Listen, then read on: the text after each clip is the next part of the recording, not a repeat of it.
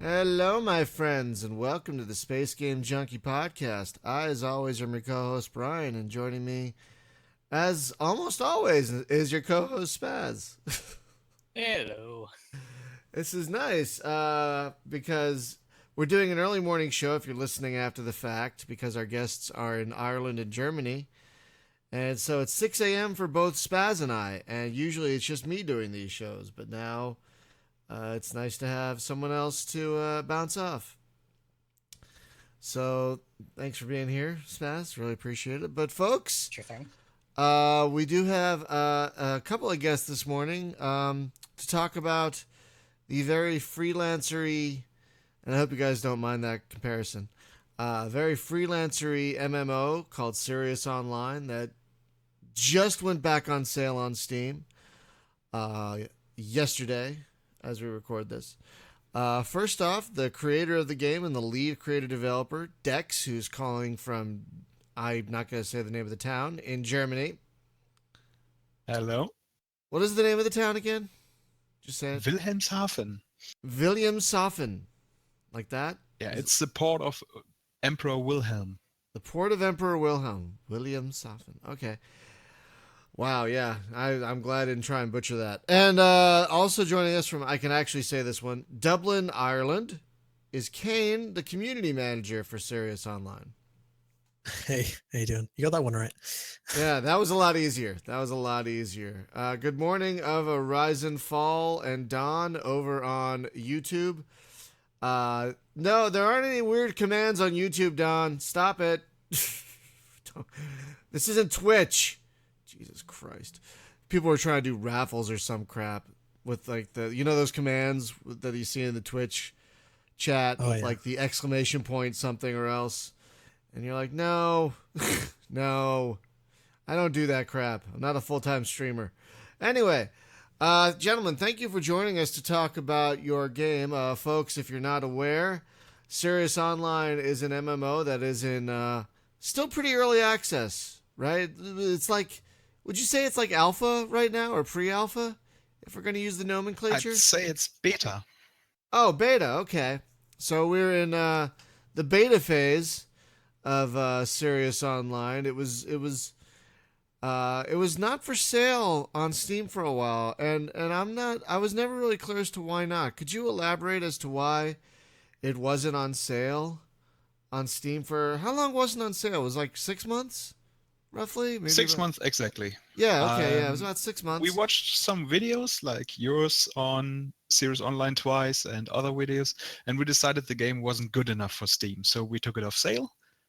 Looked at all the videos, compiled creative feedback, and worked on the game. And now it's back, and it's $9.99 American, which for buy once MMO, that's not a bad price at all. And so is it going to be a buy once thing, or are there going to be expansions? Is there going to be any kind of microtransactions? Because I haven't seen any evidence of that, and I haven't heard anything. We do want to keep the game fair to play, so you only pay once and play forever, and there will be no microtransactions. Oh, that's good. It's very good to hear. With the recently with the 1.2 came out, it was basically an expansion. Like each update is meant to be like as much stuff added as possible to make it feel like a new game. Like, I mean, 1.2 added so much more. Like, Dex really worked hard on the last 6 months over that update.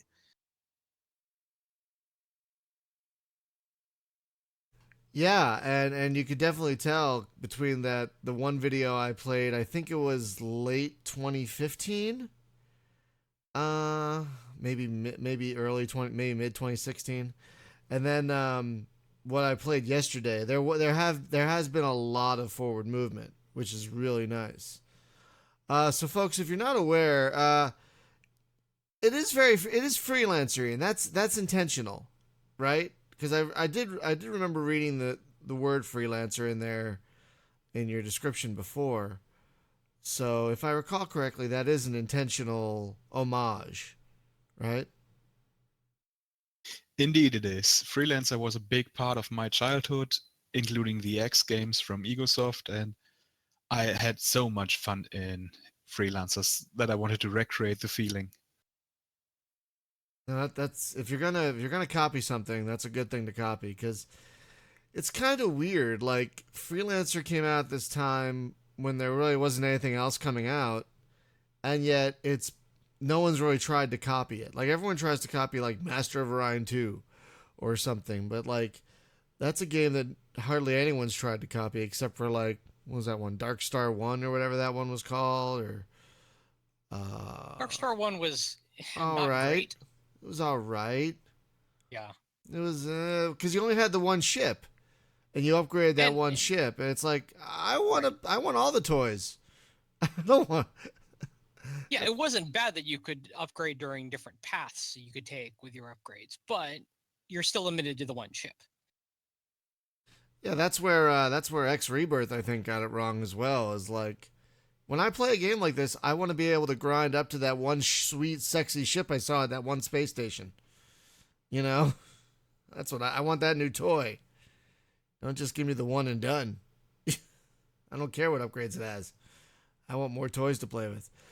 So let's start at the beginning. How long has this has been in the works for at least a couple of years, if I'm remembering correctly?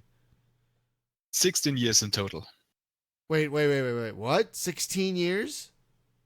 16 years. It started way back in 2001 with the first bits of code being written and released as Neo Crazy Online. Neo Crazy Online? Yeah, I was a kid. Don't judge me. Yeah, when you said Freelancer was a part of your childhood, I'm like, oh God, I feel old. I feel so goddamn old. You and me both. Because yeah, I was well past college when that came out. So you started writing the basis of this before Freelancer even came out. Technically, yes. It was first a clone of the X games, also dubbed X the Conflict, which was made to reenact the Terraformer Wars in the original X. Oh, okay. Okay, that's pretty awesome. So yeah, the first X came out in 1999, I think. So that does make more sense. So did you work on like on and off? Is it a full-time thing now? Like how has it progressed to what it is today? It was first an on and off job because my education took priority, obviously. And then over the past 2 years, it developed into a full-time thing. That's awesome. Oh, sorry, go ahead. I do have a Patreon where I get some extra funds to make this game so I don't end up homeless like twice in the history of Sirius Online. Wait, what? I'm willing to die for this game. This is my life's work. So you've been homeless because of this game? Yes. Okay, when was that and how long did it last out of sheer curiosity? Last time was 2014 for 2 months, and before that was 2007 for 4 months. Wow. That might be the first time, I think, on this show that we've heard of a developer becoming homeless during the development of their game. Like, I've heard the stories before of that happening to other developers, but I've never actually talked to one. So, wow. That must have been kind of scary, if I say, because I've never been, and I've never wanted to be. Well, who wants to be? But yeah, folks, I'm sorry. I'm a little rambly this morning because it's 6 a.m. our time, and I've only had a little bit of caffeine, so I'm like, so I apologize. But that is serious dedication to temporarily be. I'm glad it was only temporary too. I'm glad you're not like calling from a stolen Wi-Fi from a coffee shop in the back of your car on a laptop. Then he could bring you coffee. All right, you can have some more caffeine. But yeah, the game also did just have a milestone, the big 1.2 milestone, which did add quite a bit of refinement. What were some of the big bullet points that hit in 1.2? The most important part is the Crimson Dawn and the unfolding story around them. Oh, are they those bad guys that'll just shoot at you on sight? They are the bad guys that come in with a big carrier, and you have to fend up to 200 ships to kill them. Yeah, I was trying to fly that. I was trying to fight that last night because I saw that. I flew around a little bit. I'm like, what is that big crimson exclamation point? I'm gonna fly over to that. Oh crap! So I probably killed about. I did that in my first game too. Yeah, I probably killed about 15 or 20 drones before I'm like, I feel confident enough to take on the carrier now. Yeah, that was a mistake. I didn't last long there. I think I took out one turret though before they blew me up. I think it's about to happen on the video. It's an ideal thing to get your friends together. Take friends, yeah. Yeah. Oh, we have some questions from the chat. Oh my god, hang on a second. I didn't even notice that. Sorry, folks. Hang on a second. Okay, yeah. First, we have a question. Can you only fly one ship, like we were talking about earlier, or can you fly others? So, yeah, I guess that's a question. Like, how many ships are currently in the game? Because I chose 2 different roles to try it out. And I noticed they each have different ships, but I didn't see a way to buy new ones. So, is that something that's coming, or is that specific to your role?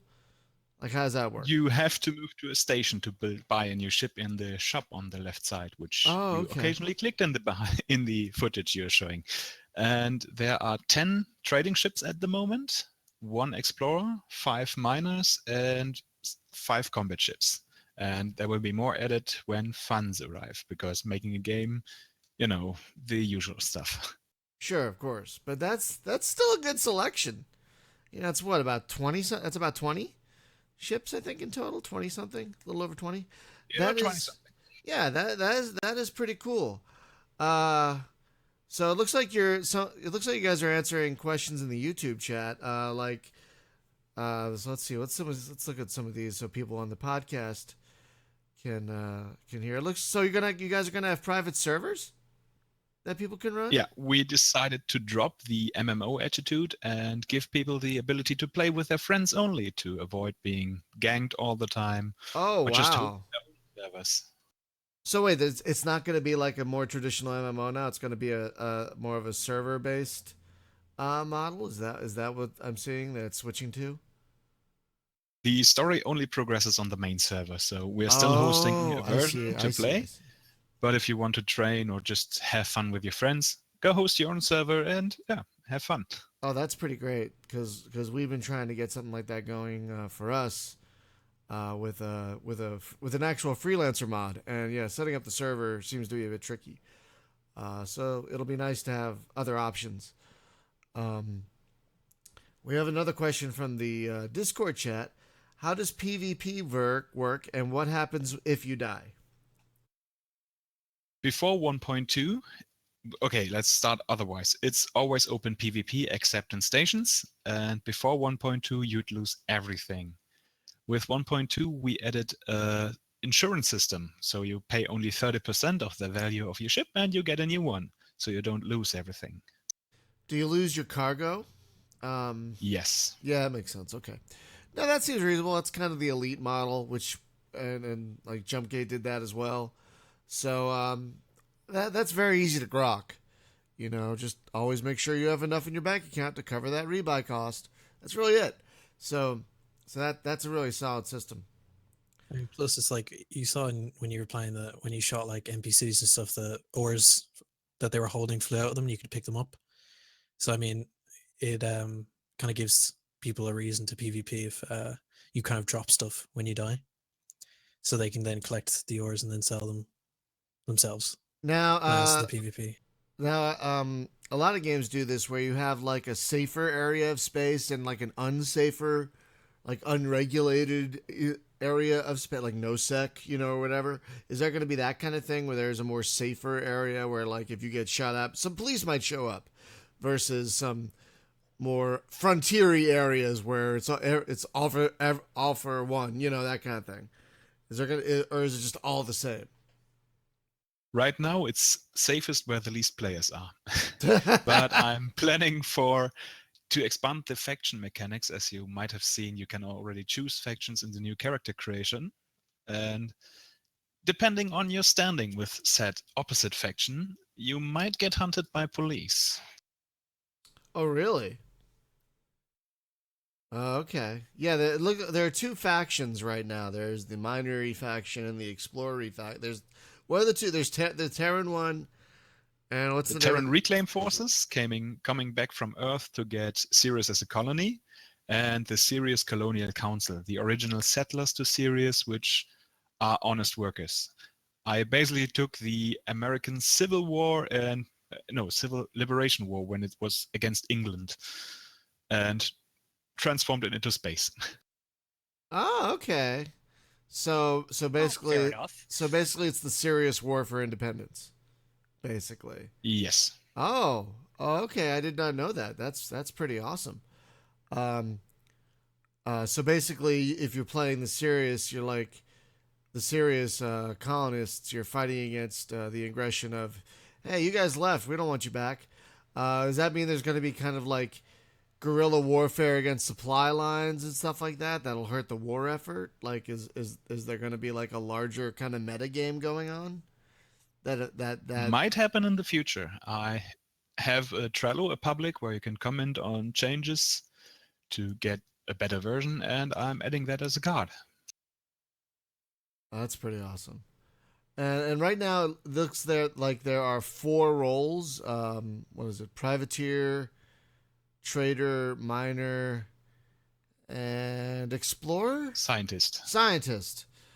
Oh, I was close. So what are the so for the folks not seeing the video or whatever, what are like the differences? What are the various differences between those 4 roles?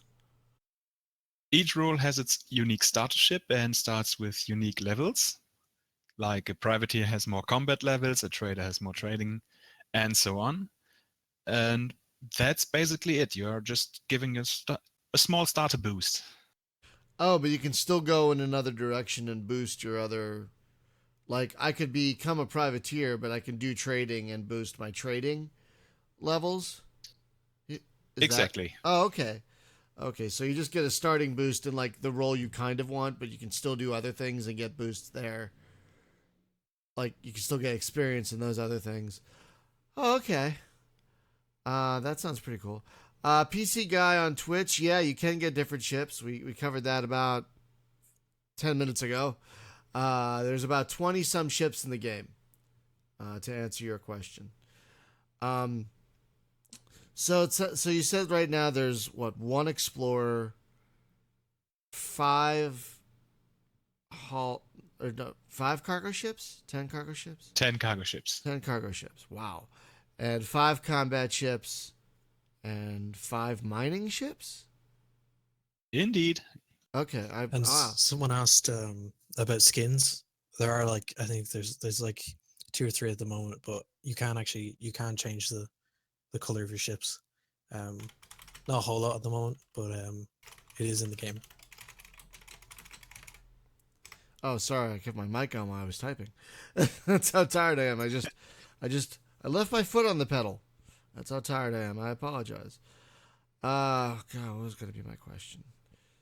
I just had a question. I lost it. Sorry. I'll toss one out. Go for it. Now, there are 2 main factions. Are there going to be minor factions that you can work for as well? In the future, you might create your own faction with your players, with your friends, which can influence the tides of war, cannot. They can move away. In 1.3, I plan to add buildable outposts for you and your friends, which is pretty progress so far. And nice. I also have on my schedule landing on planets and building your own city. Oh, people love that kind of stuff. I mean, there's another game that you can do that already that people really like called Ascent, where you can land on planets and stuff. It's not the same as Freelancer though. It's quite different. So you guys definitely have your own little niche here, which is good. Oh, I can't remember. I still can't remember my question. Oh yeah. So you say you have like 5 different combat ships and whatnot. How I didn't really play with the store. So how many like different weapons and stuff can you buy for your ships? Like how many toys are available for the different As ships? of now, only 3 weapons. As it's an old engine, I have to make everything myself. Every little bit of code. There's no pre-made stuff in there. Oh. And I plan to add shield modules, attribute boosters, and resistance modules for your ships later. So when you say it's a custom engine that has nothing pre-built, what is the engine you're using? Originally, it's called Blitz 3D, Blitz Basic. It's older than Freelancer and older than the game itself. Is that what you're still using? Yes. Oh wow. What you see in the video is DirectX 7, but technically DirectX 7 shouldn't be able to do that, but it's doing it anyway because we're awesome.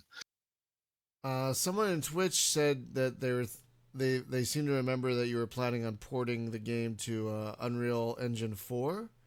Is that a thing? Is that something that's planned?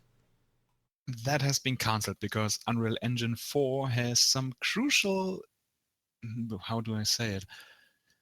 Some problems with translating player positions. While Sirius, you can fly 5 million units out into space and the ship just vibrates a little. Unreal keeps on losing the ship and stows away everything apart. Oh, that's not good.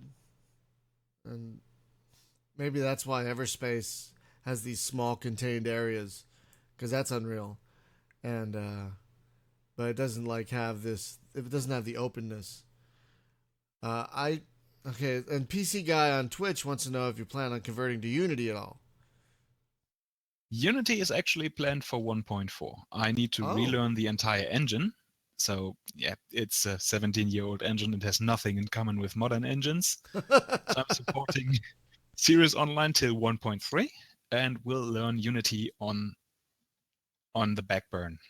So it sounds like you have a pretty lengthy roadmap then if you're going to be converting the whole thing to Unity. Do you have any kind of idea how much longer it'll be in early access? I'm guessing it's based on what you're telling me, it sounds like at least a year, if not longer.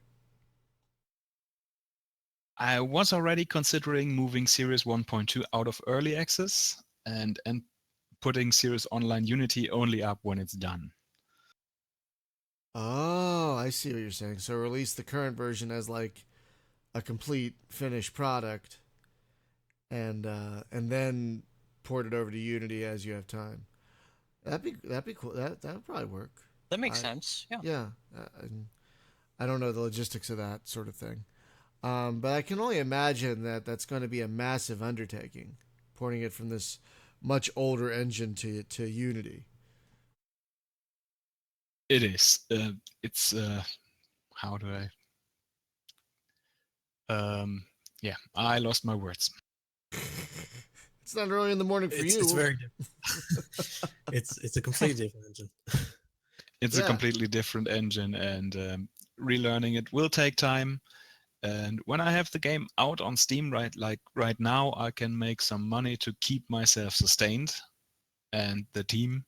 Obviously, by sheer luck, I got Kane on board, which, as I already say, is a blessing towards Sirius Online because I don't have to care for all the social stuff right now, aside from coding, learning, creating graphics, creating art, composing images, and everything. Right. So is it just you and Kane right now, or do you have some other people helping out? My brother Xima, who is doing the AMF encoder for AMD, for example, is on board as a technical coder. He did the modifications to the original engine to support God rays, motion blur, Gaussian blur, and glow, for example, and did a lot of performance optimization. Oh, okay. So I wanted to ask about the different roles, because I love exploring in games like this, and a lot of games don't give you an opportunity for true exploration. But it looks like at least the scientist role, and when I was reading about it in the game, it looks like you, with the right equipment and skills, you can go out there and just find stuff in the universe. So is there stuff out there to find if you decide to be an explorer and just go off in a certain direction? Yeah, there is a lot even. I added scrap fields. You might have found one. I added lost containers of freight, which you can loot. There will be forgotten ships, which you can take over or sell or scrap, and a lot more to come. I am sad to say no one has found the Easter eggs yet. How far do you But have now to... that we know, we're Now going to that we start know looking. there are Easter eggs, yeah, exactly. We'll probably be looking for them. Now, the one thing I haven't done, because I did some fighting and I did a little flying around to explore, but I haven't done any mining. So, but I love mining in games like this. So, can you how does mining work? Do you just point and shoot, or is it more? Sorry, go ahead. You can go to there's ore there's ore deposits and asteroids around the place, and you can go out. We obviously need a mining ship to do so. You can use your warp to get to them. They're very spaced out, so you hold down space to mine, and basically a beam will come out and it'll start adding ores to your inventory. So it's for the moment, that's how it is anyway. Well, that sounds about right, because I don't know if you guys have tried to mine an elite, but it's awful. It is the worst thing about the damn game, I think. It actually feels like work, and no one wants it. Who wants that? Apparently some people, but certainly not me. Mining in Sirius underwent so many iterations. We really? first had shooting asteroids and collecting everything, which caused a lot of distress amongst people. Then sucking materials off of asteroids and having them pick up manually, which was not fine either. And now we are using the old EVE Online system. Hold a button and suck the minerals right into your cargo. Yeah, that sounds fine, and that's also kind of freelancery when you had the beam.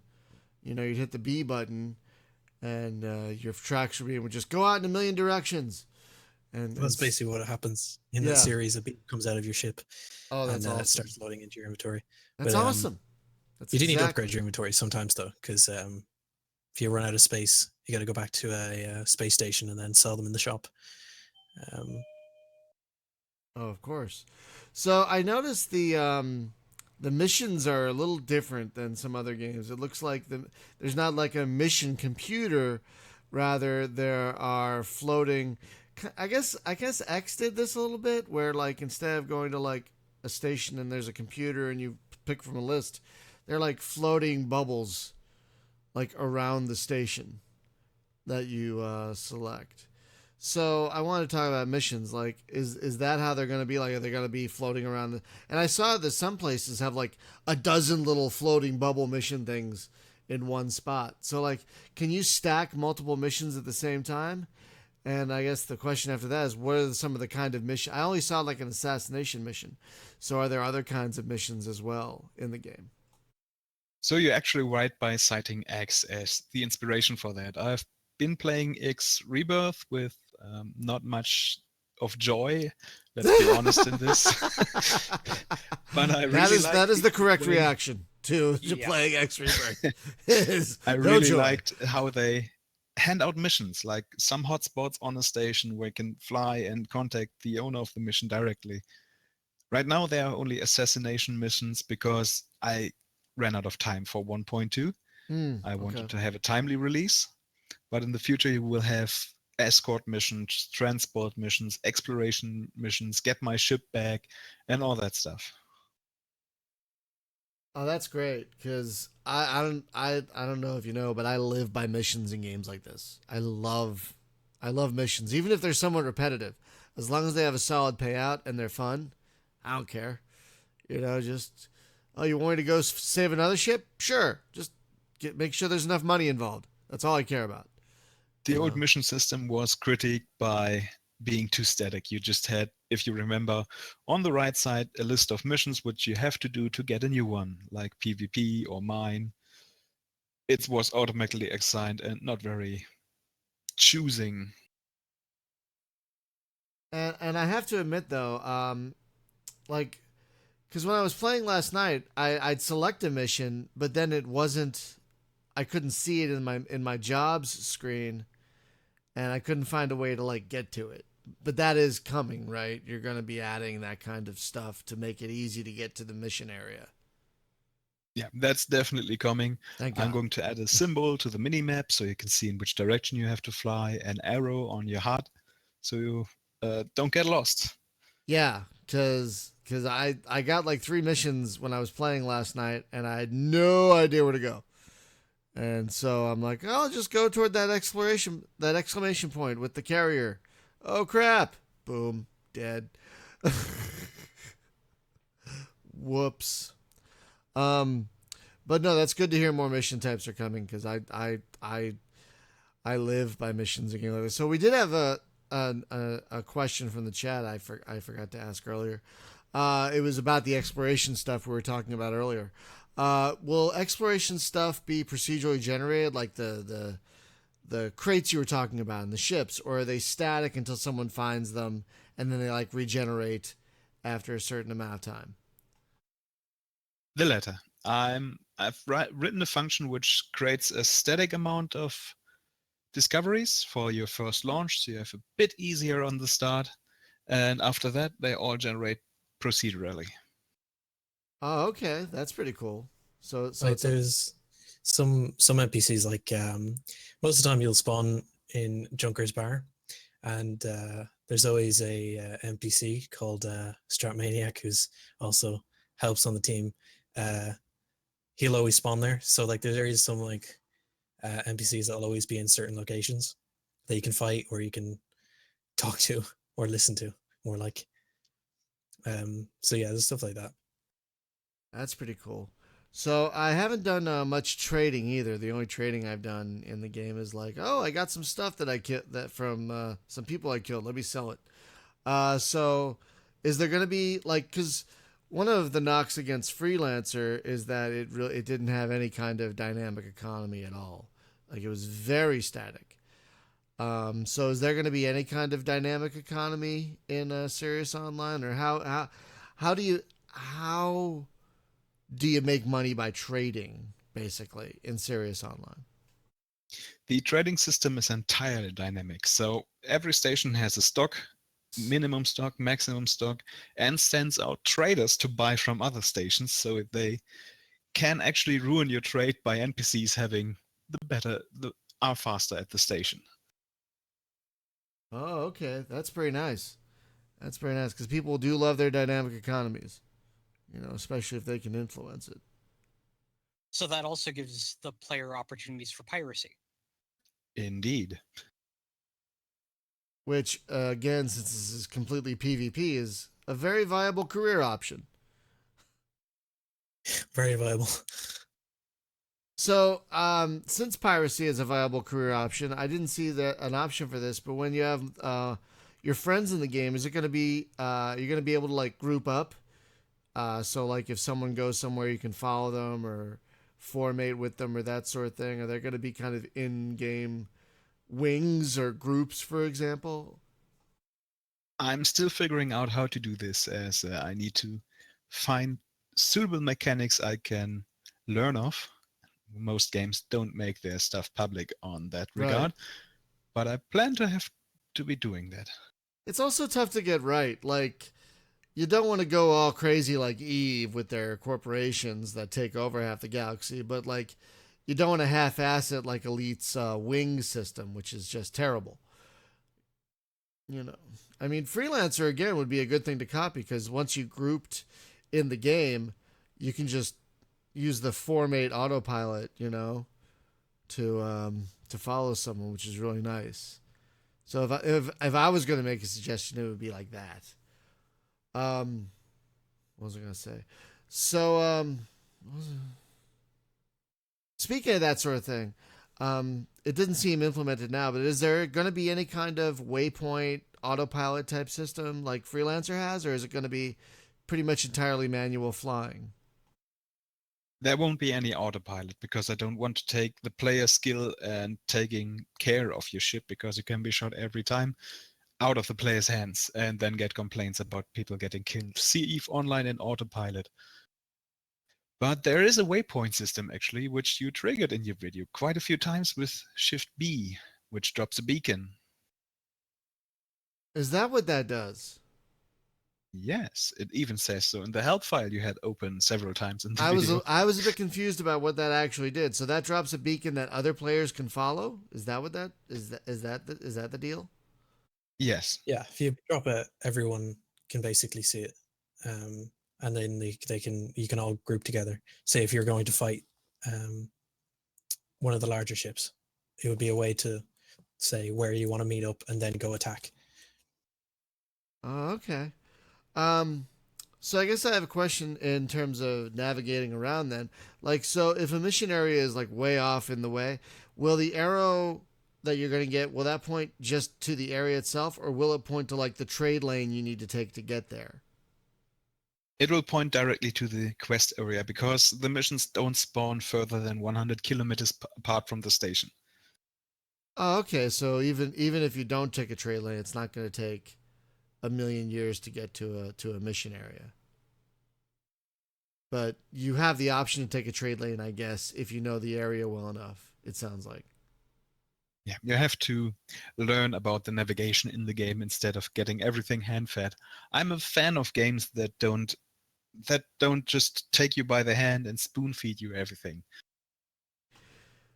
I'm a, I don't disagree with you, but I do like it's kind of weird. Like people talk about Skyrim, they talk about playing it with the compass off that doesn't point to all the quest stuff, and I'm like, but I like that.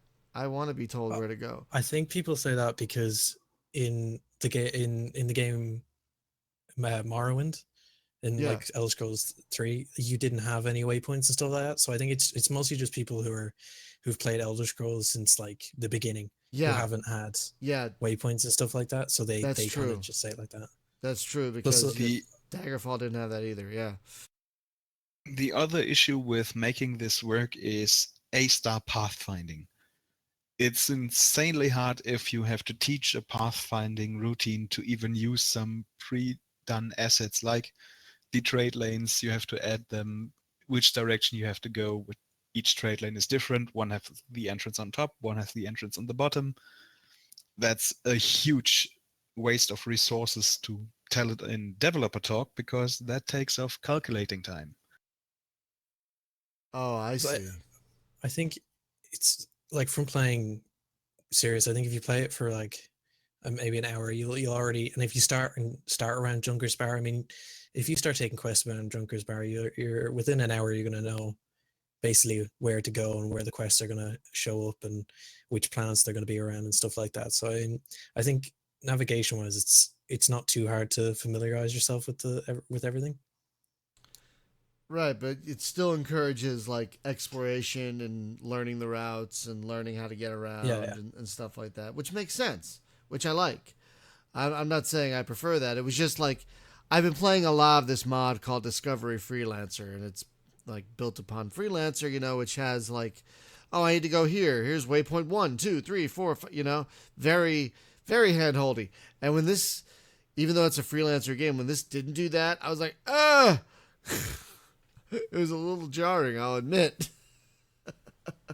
Yeah, I mean, I guess I'm not I think complaining. I'm not saying it's no, a no, bad no. Oh, thing. no, no. I know. I was saying I think what would probably make it better is if there was a distance marker of how close you were to the marker. Because I noticed, even when myself am playing, I do notice that it's hard to tell how far away from the objective you are on the marker. So maybe, Yeah, I mean, that that's would true. probably be better. Yeah, But give me like a clickable marker I can click and focus on, and then point myself to. Yeah, so that shows the distance. Yeah, like kind of like what Starpoint Gemini does, where it's like, there's my waypoint. Click. Oh, it's 100 some 25,000 whatever's away, you know. You Yeah. just gave me an idea, if you allow me to write it down. Okay, you're welcome. Okay, navigating to missions will be done via a short line, like a direct line to the next mission target, which you can follow along, like a Oh, laser point. oh, I like that. I like that. Yeah, that way it's still manual and you still have to follow the pointer. There's no like autopilot, but it like it definitely helps you get to where you need to go. Because you don't want folks to get frustrated, like, oh, I was off a little bit when I hit Shift W and I gotta stop. Because you have this like kind of warp drivey thing, but it doesn't look like you can steer while you're using it. At least I don't think I could. You are not supposed to steer while you're using it. Yeah, It's there didn't seem straight to be ahead, enough. and if you have to move, like the old trait, not like using Theta in the X games. Yeah, exactly. So yeah, like the CETA in the X Games is kind of maddening, but I kind of love it. Like, I need to go that way. Oh no, I touched the joystick. Oh no. Oh darn. I just triggered it off. God damn it. It's so finicky. It's so finicky. So, back to the idea of multiple ships. Can you like have a garage where you own like I want to take out my mining ship, I want to take out my fighting ship, I want to take out my can you own multiple ships at once or is it a one and done type of thing? I tried to realize that, but it failed catastrophically because you have to Oh. store every little ship on the server which a player owns. Now imagine how the server would react if someone with 1,000 ships would log on. Oh god. Yeah. No, that does make So sense. I Yeah. so I added an alternative. Your ship is still the same value when you bought it, so you can actually do ship trading on different stations which have different prices for ships. And the more you fly it, the less value it has. So it loses value over using HSD, over having fights, and you can trade it in with the remaining value. Oh, I like that. Kind of like I don't know if you guys have that over there, but we have a thing called the Kelly Blue Book. And it shows the value of a vehicle based on how old it is and whatnot, and those values do go down over time and usage and whatnot. So that sounds like a really reasonable solution, which is good because yeah, you want to make experimenting with ships viable and not too costly.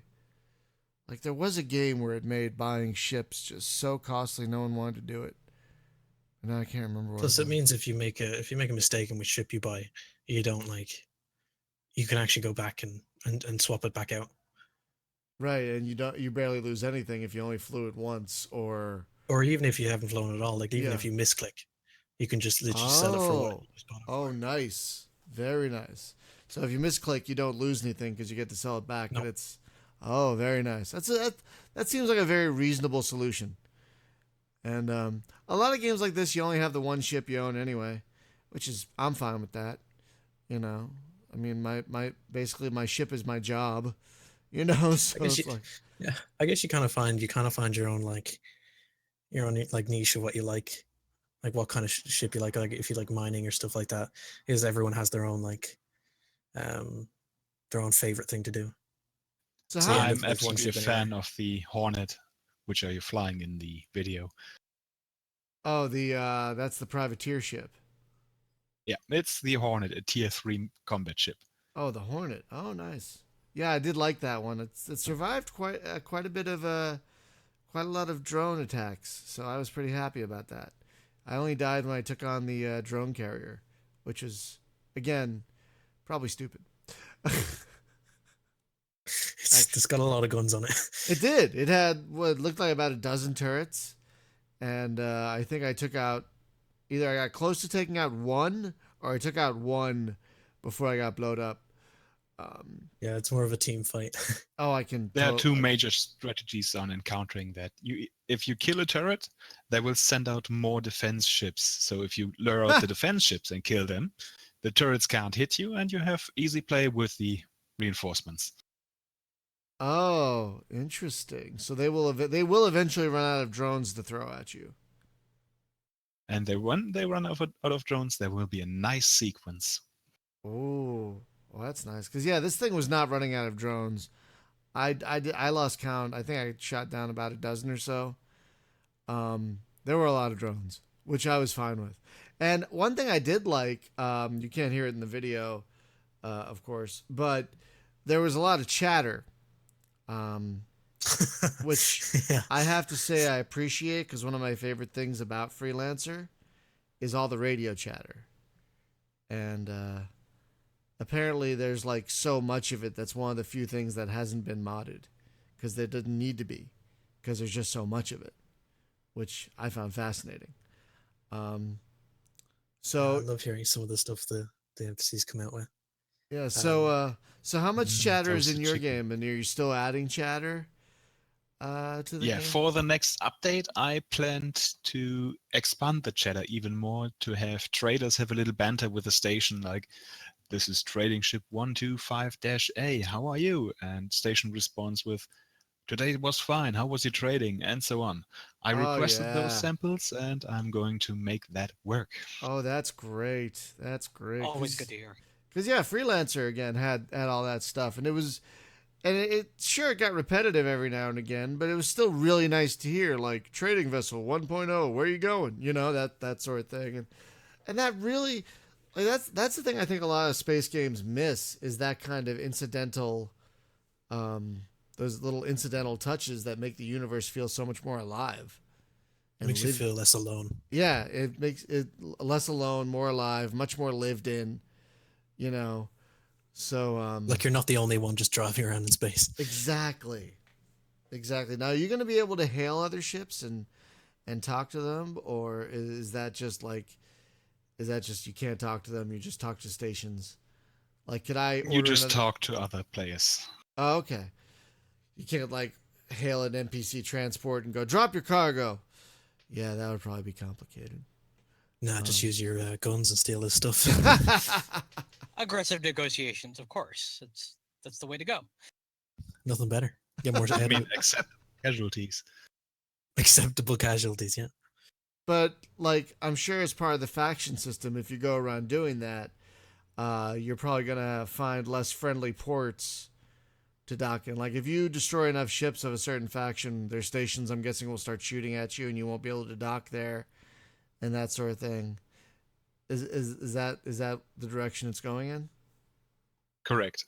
You start off with a slightly better rank in your home faction and neutral rank in the enemy faction. So you aren't involved in the war at first. You can decide to join the war, but if you want to just trade, then go for it.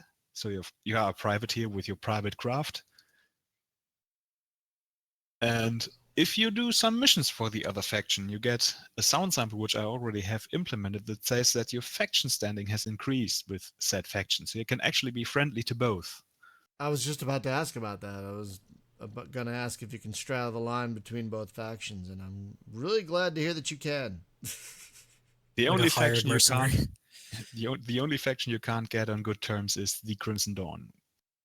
Because they're hostile to everybody. Yeah, the backstory is they were an AI researching company inside the game, and then went bonkers and removed an entire planet from the system. What?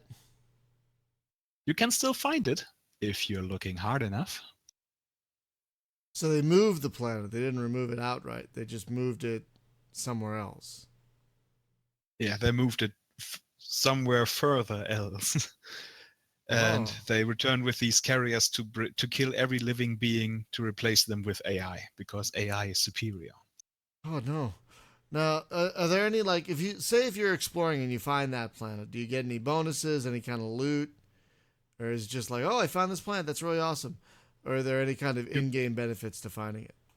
You get to head to their home station, which is the ACT station, and can battle endless waves of drones for bounty. Oh. And the nice thing is, I noticed you get to, well, I'm not sure if do you get to keep your bounties if you die? Do you get to keep the bounties? Okay, that's they are good. directly paid. Okay, because when I was playing last night, even though I got a lot of bounties, my it looked like my credit didn't change. So I'm wondering if that's just if I had a bug or something. Because I started off with like 1,900 credits, and even after all those bounties, I still had 1,900 credits. So I'm not sure what's going on there. I was like, oh, I have all this money. Oh, no, I don't. Credits sometimes don't show up accurately, so you probably have more than it shows. Okay. But when you buy something, it'll probably just stay at 19 and take it from what you've already got from bounties. We recently changed how money is calculated from adding the dots inside the number to include fraction numbers. And that screwed up parts of the economy visual side. Oh, so I probably had the money. It's just it Yeah. wasn't showing me properly that I had the money. Because the visual of the representation of the money was a little screwed up. Yeah, you probably have a lot more money than you think you do in the game. Ooh, Well, that's good to know. That's good. That's very good to know because I got a lot of bounties, so I want to upgrade that ship. I like that ship. It shoots 3 things. I like ships that shoot lots of lots of spacey bullets, spacey laser bullets. I'm a fan of the red cannons. Yeah, those were fun. Those were definitely fun to fly. So, what are there different types? Like, what are the different types? Because I think we did touch upon that there are different types of guns, but what are the different types of guns? So there are 3 different guns. The first one is a fast one with few damage. The second was a medium with medium damage, and the third one is a slow with high damage. You can do it to your likings. Like, I want to shoot stationary targets. Let's take the slow one because it does most damage and the enemy doesn't move that fast. Or if you're an elite pilot, you actually want to have every shot hit, you also take the slow one. In the future, I'll be channeling them to do certain kinds of elemental damage, like electromagnetic, kinetic, and photonic damage. Ooh. And so, like, will that affect different types of shields on their ship or different types of equipment? Like, what'll be the buffs surrounding those different types of damage? Electromagnetic weapons will hit shields more than armor. Kinetic will obviously hit armor more than shields. And photonic will hit both even, but has way slower firing rate. Oh, okay. So, and can you have like 3 different cannons that do, like, if you wanted a photonic and a EM, and could you have? Do they have to all be the same type of cannon if you have 3 cannons, or can you have like one of each if you wanted to be ridiculous?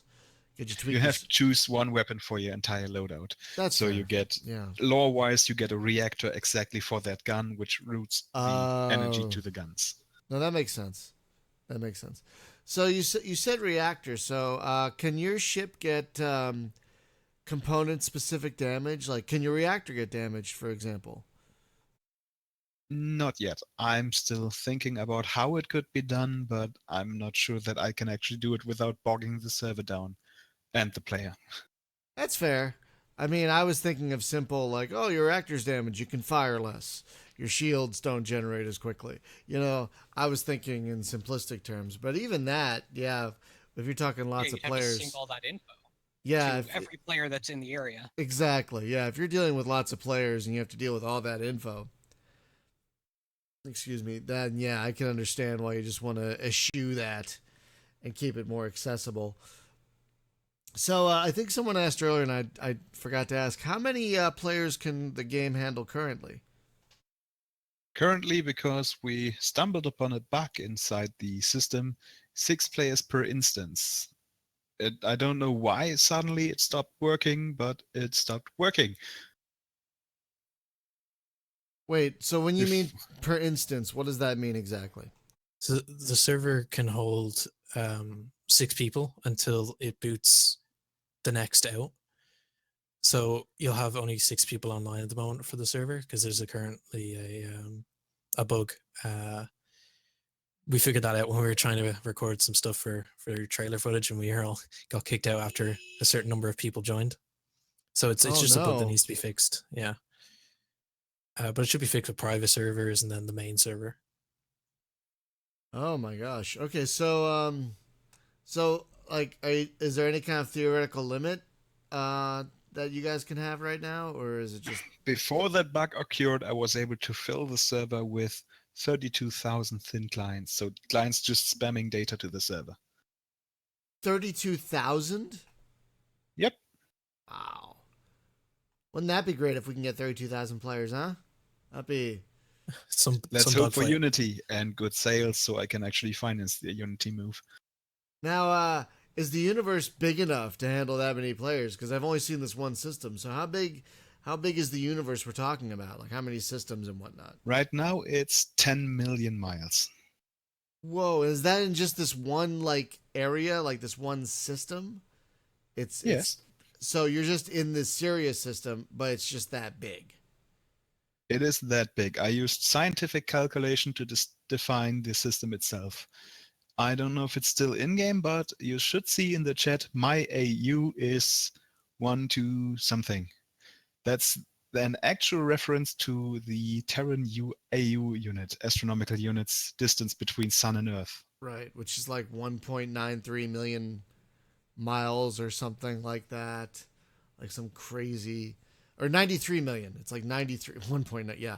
No, it's like 93 million miles or something like that as an AU if I'm remembering correctly. So yeah, I know what you're talking about. So it's all in one system. It's not like Freelancer or what other games where you're going to be jumping around to different solar systems. It's all in the one. It's all in the Sirius system. Yet, yes. Oh, okay.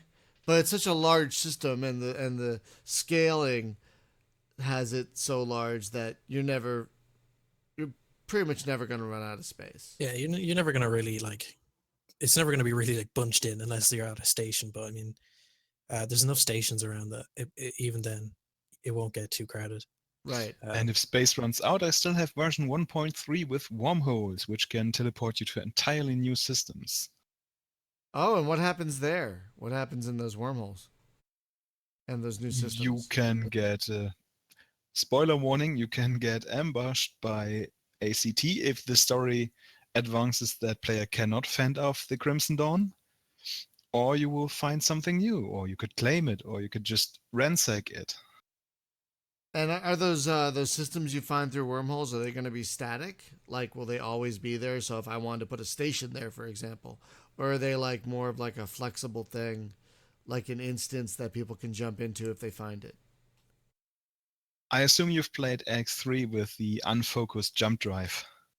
I have not. I will admit I'm not the biggest fan of the X games, because to me they're less space sims and more business simulators where your office just happens to be a spaceship. And so that Um, just it doesn't appeal to me as much as say something a little more straightforward like Privateer or Freelancer. So no, I've never done The that. unfocused jump drive takes you to a temporary sector which you can use to gather resources or find secret ships. And when you leave them, they're gone. Oh, so Some yeah. systems I plan to be permanent. Oh, And with 1.3.x, you can actually build stargates to these locations with Terran technology, if the story comes that far. and is the story coming that far dependent on the player, the players? Yes. Okay. Now, what do the players have to do? I mean, don't get specific and spoilery, but like, what are some general things the players have to do to advance the story forward? So we are right now in the ACT Arch in the Crimson Dawn. And for the Crimson Dawn, I'm tracking every major ship kill done so far. And when enough are killed, I'm going to upgrade the mechanics to be even more devious. And Oh. when players killed enough Crimson ships, they might retreat, leaving behind technology. So wait, is it possible that like if a lot of player ships get killed, the Crimson Dawn will get even stronger? And will they like start harassing more parts of the system? Is that what I'm hearing? That's an entire possibility. Oh Jesus. And then so players have to really band together to fight back against that increasing wave or tide of the Crimson Dawn. That's what it Which sounds is like. the whole fun of multiplayer, I think. Anyway. Oh yeah, Getting yeah. together, and then it comes back to the whole thing of getting a group of friends and then just tackling the stations together and trying to survive. Well, that's good that it's all in a shared universe instance, so people can get together and do that easily. It sounds like, because again, that's I don't know if you guys have played Elite Dangerous, but that's a major failing of that game. Is because everything is so instanced. Even when you wing up with people, it's not the easiest thing in the world to go to the same place and do the same thing. So the fact that you're all in the same shard is really great. You know, that'll really help with multiplayer a lot. So that brings up a question that I had, which is, can you actually team up with people from the other faction? If it happens to be that your friends are on the other faction, but they're also not hostile to you because they're unfriendly or neutral terms to your faction, can you still team up with them? Yes, players are an oddity in the series system because they're privateers, they're freelancers. So they're open to do whatever they want to, like the Capsuleer status in EVE Online, just less immortal.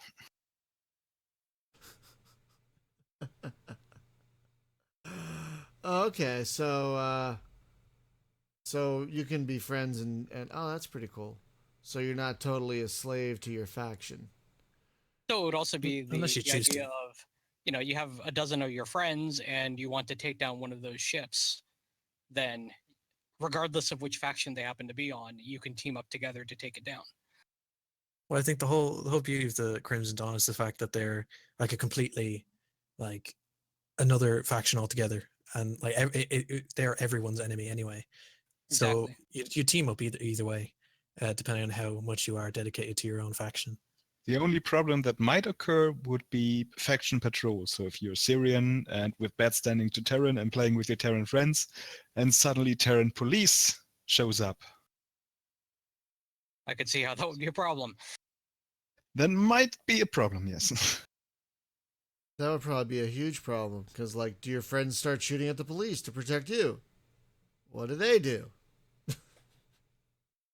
Yeah, it turns into a bit of a standoff. That's why I asked if they had good standing, then it would be easier to team up. Right. So the game just went back on sale on Steam and it's now 1.2. So you said you had the thought of taking it out of early access. Is that going to be soon, or do you still have more work to do before you get it to that point where you feel comfortable taking it out of early access? I'd say I'd be comfortable with taking it out of early access once I finish the mission system, the laser guiding, targeting, obviously, because I finally found a solution for that, and fixed the market and money system. Then I'd take it out, and obviously the recently reported bugs. Okay, so do you have like any kind of time frame as to when it might be ready to go? I don't. I have a public Trello, as I mentioned earlier, where you can see the progress of each I'm tagging.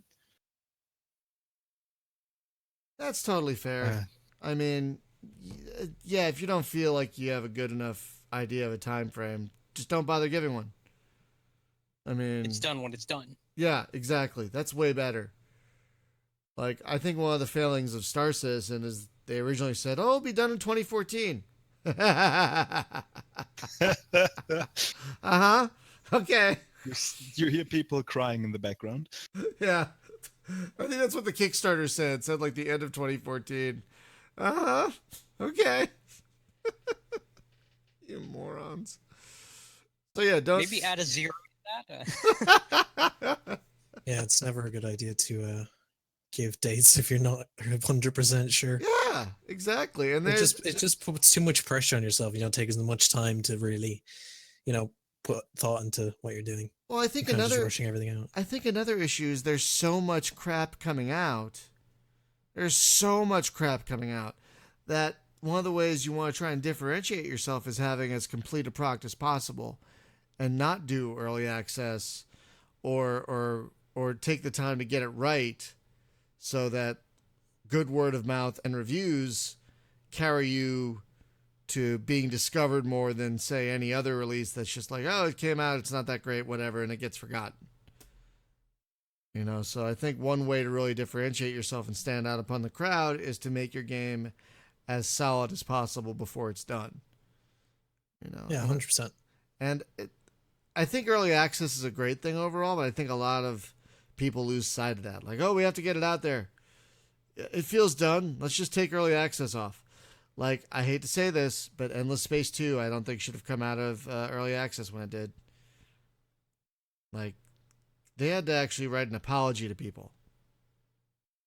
Like, yeah, you screwed up when you have to actually write a proper apology. Yeah, they wrote a fairly lengthy apology note saying how sorry they were for releasing it in the state it was, and it's still buggy. It's still got weird AI foibles that'll send you 80 million diplomatic messages for no reason, for example.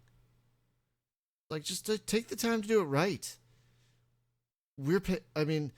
Sure, some gamers are impatient, but I think there are enough patient gamers that will wait until it's ready. Yeah. And they want it. I mean, if they're invested in the game, they want it to be what it was meant to be. They want it to be as good as it was shown to be. Like, if someone really wants something, they'd rather get a really well-made, good product rather than... at least this is how I feel. I'd rather get a well-made product than something now that's half-assed and incomplete. Yeah, I mean, if I see a trailer for a game and I'm like really excited, I don't want that to be released straight as soon as I see the trailer just because I thought it looked good. Exactly. I want it to be finished first, obviously. I want to see where it goes, so it's the best it can possibly be, so I have the most enjoyment out of it. And I think with this, and I think early access is great, but I think a lot of developers lose sight of when the game might be actually finished. Because it's and words like alpha and beta have been losing their meaning because of it, I think. I think a lot of people don't understand what an alpha or a beta is anymore, which is just such a goddamn shame. I think some devs don't understand the difference. They really don't. No, because they'll say, "Oh yeah, we're in beta now," but the current progress seems like an alpha. Yeah, like, do you understand what beta means? Like, I know of at least one or two games where like their numbering system is 1.0 point something, and they're still in early access. It's like, no, no, stop it. Like, I mean, beta should be the fact that your game is close to being finished. You just need to work out the bugs so that it's optimal. You're optimizing the game at the point of beta. Yeah, it's pretty much. That's why people have open betas, so people can play the game. It's pretty much content complete. Now we're ironing out bugs and making fixes and stuff. But we pretty much have the features we want in there. Now it's time to just 100%. Fill everything in. And it just really frustrates me that a lot of developers and fans, because of early access, I think, have lost sight of... Because, I mean, back in the day, there wasn't any pre-release access for people. It was just for press, and then you'd read a preview in a magazine, But now everyone's seeing how the sausage is made, which, I think is great, but we're losing sight of when it's actually fully cooked sausage. You know what I mean? Yeah, I know. Yeah, it's like, that's not ready yet. Don't eat that. Oh no. That's gonna cause food poisoning. Exactly. So that's my very roundabout way of saying I appreciate that. If you don't have a timetable, just don't post one. Just say like, it'll be done when I feel it's ready.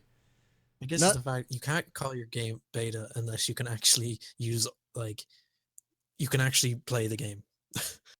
Yeah, exactly. Like, an alpha is like a barely playable, bug-ridden mess, But that's the point of an alpha, to find bugs and fix them. Then the beta is like, oh, we found most of the bugs. Now we're gonna start bolting all the features on to make sure they all work. We'll probably find more bugs as a result of that. And with all these games, like, they wouldn't make like big companies wouldn't make open betas if they thought the game was like terrible at that point. No, they make open betas because the game's done and they want to see what bugs are left that players can find. Exactly. And even then, they can miss them. Yeah, true. Yeah, it's a great time to be a gamer, but it's also a weird time to be a gamer. Yeah, you're spoilt for choice and also not so spoilt for choice. Yeah, it's like you don't want to be entitled, but you're so spoiled for choice, it's sometimes hard not to lean toward feeling entitled. Yeah. You know, it's a very weird and great and awesome time. Like, especially for space games. Like, holy crap, all the space games coming out right now. Holy crap. Yeah, it's like a few years ago when all the zombie games are coming out. Right. And it's just switched. Which is weird because I started this blog back in 2011 and there was nothing coming out. Nothing. Yeah, nothing. Space Pirates and Zombies, I think, was like the only thing that had come out at the time. And I was a closed beta tester on that, actually. Yeah, and it seems so quaint now that you look back. You're like, oh, that was like the only space game back then. Aw, that's so cute. Now we have like 6-7 games in the past month or so. Like, I think games are getting lost more too.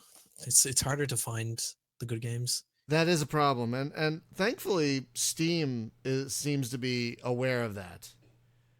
I remember they're changing their store to promote games that are actually updating rather than games that are just statically changing like one thing, like a button on the menu or something like that, just to get themselves back on the front page. And one thing I'm most excited about is they're going to be making a lot of changes to curators. They're going to be making curators a lot more prominent and effective, which is great. Because, I mean, they're the curators, like myself, are the ones that really stay on top of new releases, stay on top of stuff coming into and out of early access. And we would love the tools to help players find the games they want to play. Because, you know... I mean, like, totally. I mean, I remember hearing Total Biscuit talk about that and how it's not really, like, beneficial for creators at the moment, or curators at the moment, to actually curate games because there's no real feedback from people or any like real feedback at all. Not much. And they don't make the weird thing about it is they don't make that feedback easy to find. Like, it's such a linear system at the moment. It like people can leave feedback on your curator posts, but Steam doesn't alert you that someone's done that. So you have no way of knowing.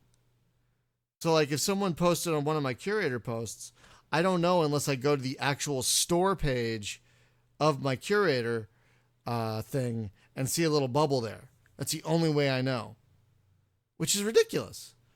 Like I should get the little green thing up at the top that says I have a comment or something.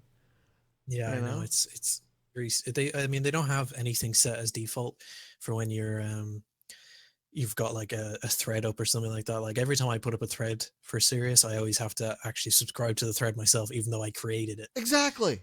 It's so weird. It's like, I just created this thread. I should be automatically subscribed to it. No question. Yeah. And normally there's a button for that when you are posting a thread that you can check a box and then you are subscribed to that thread that you posted. But you have to check that manually is what we're saying. Like there should be yes. a global option where, hey, I started a thread. I should be, because why wouldn't you be subscribed to a thread you started? Why wouldn't you want to know? Like, why wouldn't you want to know when someone's active on it? I mean, exactly. It doesn't make any sense. Exactly. Come on. I mean, we just switched over to Steam for our forums because we had forums on SpaceGameJunkie.com, but no one was using them, even me.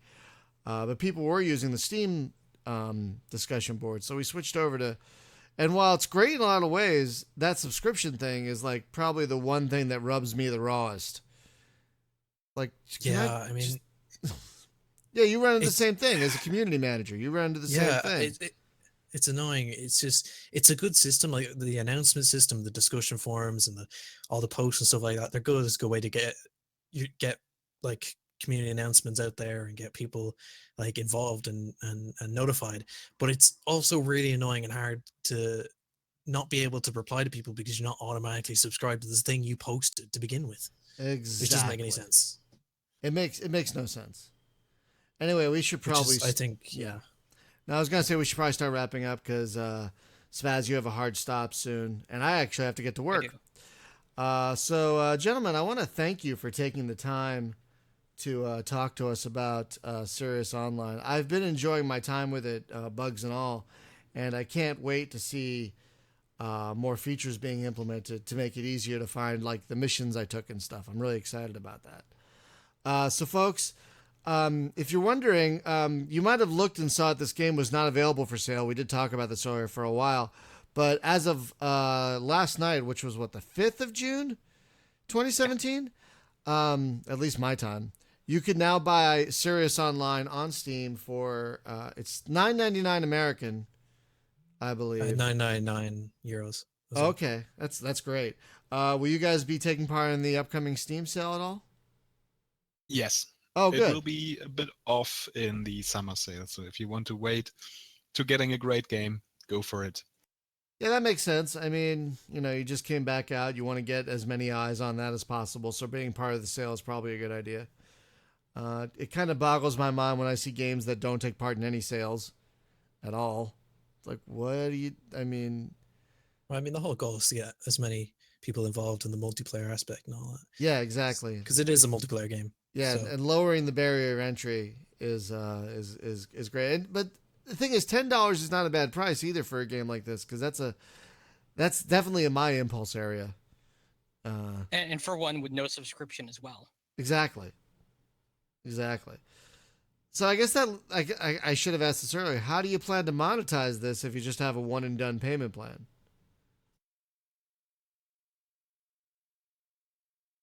Did my sound just cut out, or yeah, we didn't hear you for a second, so your sound must just cut out. Yeah. So you were asking how monetize, where we're going to monetize it? Yeah. Well, Dex currently has a Patreon. And, okay. That's the main. Right. But I mean, might there be expansions like Elite is doing, that sort of thing, where you pay $20 for some more content that you might not otherwise have, I mean, what are like the post-release plans to keep the money coming in? I think because expansions like that kind of separate community. So I think remember Dex, he's saying to release a single player version of Sirius. Okay, that'd be great. That would be definitely like Freelancer then. You'd have the multiplayer and the single player. No, that's a great idea. So like a separate version, but cheaper than the multiplayer version. Because you don't need all that server nonsense. No, that makes total sense. So yeah, again, folks, the game is Sirius Online. It just went back on sale on Steam, and it is going to be part of the Steam sale coming up in about 3 weeks, roughly, I think, as we record. At the end of this month. Yeah, the end of June 2017. If you're listening in the future. But yeah, gentlemen, I want to thank you for taking the time to talk to us. And was it the middle of the afternoon there, where you guys are, roughly? Yeah. Late afternoon. Yeah, it's still 7 a.m. here, and I'm barely awake. 4:20 in the afternoon. Oh my God, that must be nice. Thank you for inviting us. Oh, it's our pleasure. So just a couple of programming notes, folks, real quick.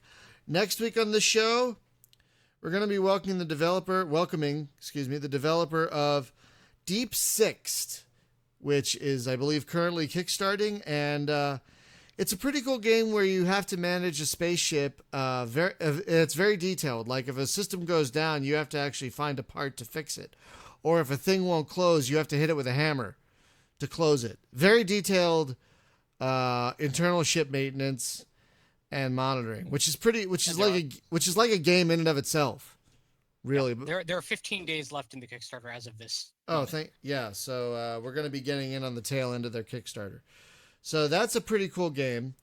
And for our Thursday multiplayer, we're going to be returning to a game that just had a pretty big update. Angels Fall First. We haven't played that in a while, and it just got this big beta patch, which adds just a bigger boatload of crap. So we're going to be trying that on Thursday. And if you own the game, please feel free to join us. So, again, gentlemen, thank you very much for joining us this morning. Spaz, thank you for being an awesome co-host and actually being here in the morning. That's awesome. It's not just me. It's great. And everyone in the chat and whatnot, thank you for listening. We had a lot of people this morning. We had like 24 people listening live, which is pretty good for us. Yeah, thank you everyone for listening and watching, and we'll see you next time. Have a great day, everyone. Bye-bye.